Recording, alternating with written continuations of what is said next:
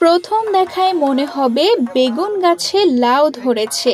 বেগুনের আকৃতি ও রং দেখে যে কেউ এটাই মনে করবে। নতুন বেগুনের জাত বাড়ি 12 এর একটি বেগুনের ওজন 1 থেকে 1.5 কেজি পর্যন্ত হয়। নরম ও সুস্বাদু হওয়ায় বেগুনটির চাহিদাও রয়েছে বেশ। নতুন এ জাতের বেগুন চাষিরা ইউটিউব দেখে চাষ করা শিখছেন এবং সফলও হচ্ছেন। এমন অবিশ্বাস্য ঘটনাই ঘটিয়েছে চুয়াডাঙ্গার চাষি সিরাজ। গত বছর ইউটিউব থেকে দেখে আমি বীজটা সংগ্রহ করি ঢাকা থেকে। এই বেগুনটা চাষ করে গত বছর আমি অনেক লাভবান হয়েছি। 15 শতক জমি থেকে প্রায় 2 লক্ষ টাকা পর্যন্ত আমি হিসাব রাখছিলাম। এই বেগুনটা হঠাৎ কেউ দেখলে মনে করবে যে একটা লাউ, দূর থেকে দেখলে অনেকটা লাউয়ের মতোই। আমি সর্বোচ্চ ওজন 1 কেজি 300 গ্রাম পর্যন্ত পাইছি। তারপরেও অনেকে মনে করে যে লাউ, এটা দেখতে লাউয়ের মতো দেখা যায়। আমার এখানে 1 হাত লম্বা বেগুনও আছে। এই বেগুনটা দেখতে বড় হলেও বেগুনটা অনেক নরম, খেতেও অনেক সুস্বাদু, এই জন্য বাজারের চাহিদা অনেকটা বেশি। আমার 15 শতক জমি চাষ করতে প্রায় 35 থেকে 40 হাজার খরচ হয়েছে।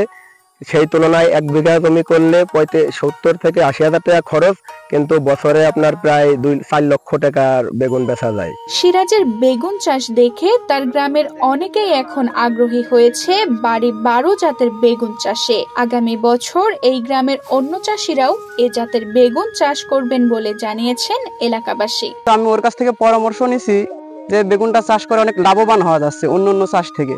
তাই আমি প্রস্তুতি নিয়েছি যে সামনেবার আমি 1 বিঘা না পারি কিছুটা কম হলেও আমি এই বেগুন চাষ করব। আর একটা নিম্ন 700-800 গ্রাম, আর উপরে তো কেজির উপরে তো সে তো ভুললামই, ভালো হলে 1.5 কেজি পর্যন্ত হয়। একটা লাউ মনে করেন যে লাউ, আর এত ধরে মানে সীমা ছাড়া ধরে।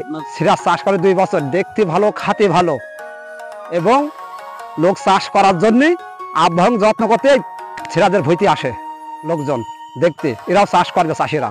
চুয়াডাঙ্গার মাটি ও আবহাওয়া বেশ কৃষি বান্ধব। এ কারণে এ জেলার মাঠগুলোতে সারা বছরই ফসলে ভরে থাকে বলে জানান কৃষি বিভাগ।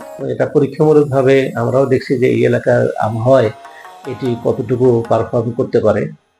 সেক্ষেত্রে 2-1 কৃষকের মতামতে দেখা যায় যে পারফরমেন্স ভালো।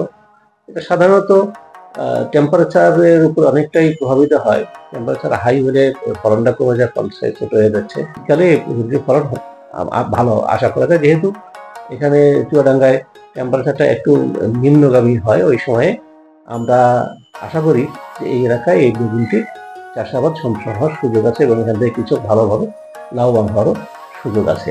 অন্য অনেক জাতের চেয়ে এই বেগুনের ফলন ভালো, গুণগত মানও বেশ ভালো। আর্থিক লাভের দিক দিয়ে অন্য ফসলকে পেছনে ফেলবে এই জাতের বেগুন।